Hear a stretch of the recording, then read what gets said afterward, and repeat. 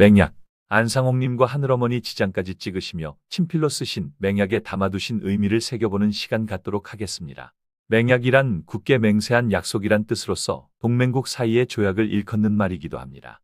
안상홍님께서 하늘어머니와 맹약하시며 약속한 말씀은 우리 마지막 복음 사업을 위해 생사를 같이 하실 동역자이요. 이 말씀을 단순히 안상홍님께서 어머니를 증거하셨다는 내용으로만 그칠 것이 아니라 하나님께서 남기신 모든 말씀은 자녀들의 구원과 직결되어 있는 말씀이므로 깊이 연구하여서 구원에 이를 수 있는 지혜로운 자녀가 되어야겠습니다. 그럼 우리라는 의미부터 살펴보면 친히 기록하신 안상홍님과 함께 지장을 찍은 하늘어머니와의 약속이며 이어 주신 맹약의 의미에 대해서 말씀하신 내용이 마지막 복음 사업을 위해 라고 하셨습니다. 마지막 복음을 위해서 라는 말씀을 통해 무엇 때문에 함께 맹약을 하셨는가에 대한 이유에 대해 주신 말씀이며 마지막 복음 사업을 위해 라는 말씀 속에는 마지막 복음 사업을 함께 이루시겠다는 말씀과 동시에 앞으로 이루어질 마지막 복음 사업이 남아있음을 암시하는 말씀인 것입니다. 그럼 복음이 무엇일까입니다. 복음하면 새언약이고 새언약하면 유월절 이렇게만 앵무새처럼 말하는 분이 많으신데 복된 기쁜 소식은 율법이 기쁜 소식이 될 수 없으며 율법은 그리스도에게로 인도하는 몽학 선생일 뿐입니다. 어린 양의 실체를 깨닫지 못하고 지키는 유월절이 무슨 소용이 있으며 성전의 실체 되시고 절기희생의 제물이 되신 재림 예수님을 배척하고 아무리 경건하게 절기를 지킨들 율법 자체가 구원을 줄 수 없는 것입니다.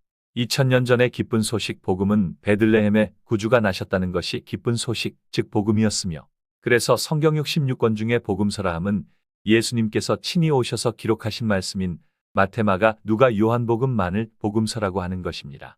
마지막 복음 즉 기쁜 소식은 재림 예수님이 오셨다는 소식이 기쁜 소식이자 곧 복음인 것입니다.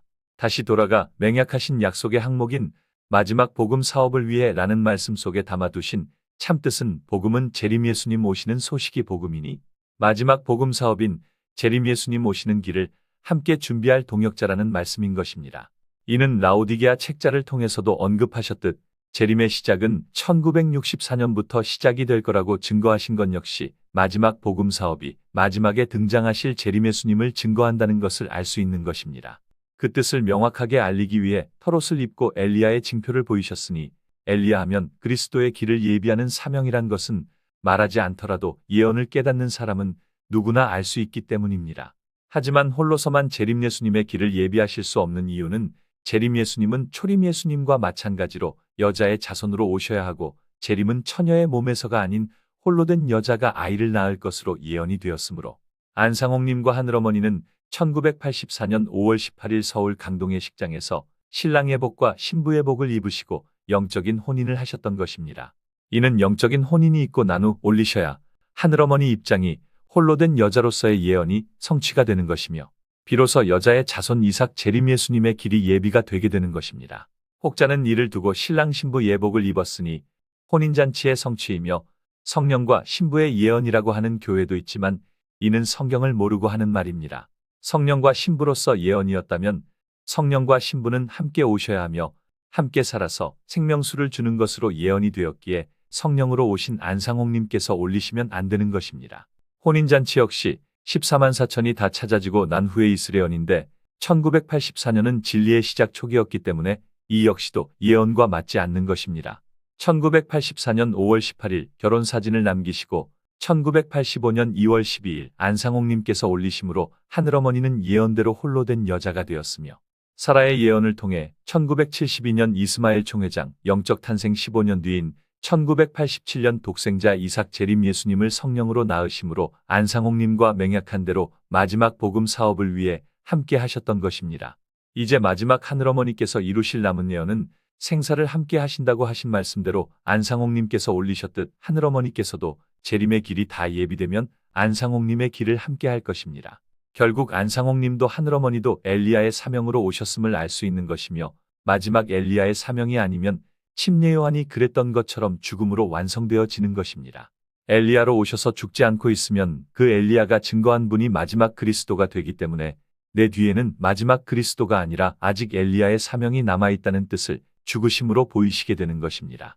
마지막 그리스도의 길을 예비하는 엘리야는 죽지 않고 살아있어서 그리스도를 증거를 하고 함께 승천까지 이루어야 엘리야의 사명의 끝인 마지막 재림 그리스도라는 것이 명백하게 증거가 되게 되는 것입니다. 안상홍님은 엘리야의 사명을 나타내시고도 올리셨으니 당신이 마지막 엘리야가 아닌 것과 내 뒤에 등장하시는 분이 마지막 그리스도가 아닌 나와 같은 엘리야의 사명이 있음을 나타내셨던 것입니다.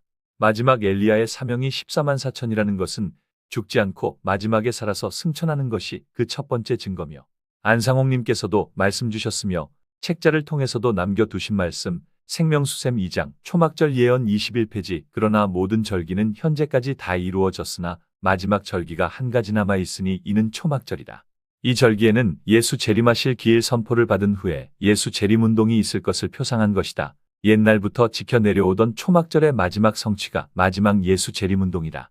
이처럼 생명수셈 책자를 통해서도 초막절 예언 성취가 14만 4천이 예수 재림운동인 예수 재림의 길을 예비하는 엘리야 사명임을 증거해 주셨지만, 총회장이 재림을 강림으로 바꾸고 안상홍님 남기신 진리를 변개함으로 예수 재림운동이 이루어질 수 없도록 회방하고 그리스도를 대적하면서 광명의 천사로 자신을 포장하고 있었던 것입니다. 하지만 아무리 사단이 날뛴다 해도 때가 되면 뜨인 돌이 우상을 쳐 깨뜨리시고 영원한 나라를 세우실 것이라 예언하신 대로 14만 4천이 돌아오고 있으며 예수 재림의 길 역시 예비되고 있으니 전능하신 하나님 나라가 세워진 것입니다. 마지막 그리스도의 길을 예비하는 엘리야의 사명은 14만 4천 여자의 남은 자손 교회가 증거하는 그리스도가 마지막 재림 그리스도며, 14만 4천은 마지막 엘리야의 사명자로 마지막 비밀 대신 재림 그리스도의 길을 예비하게 되는 것입니다.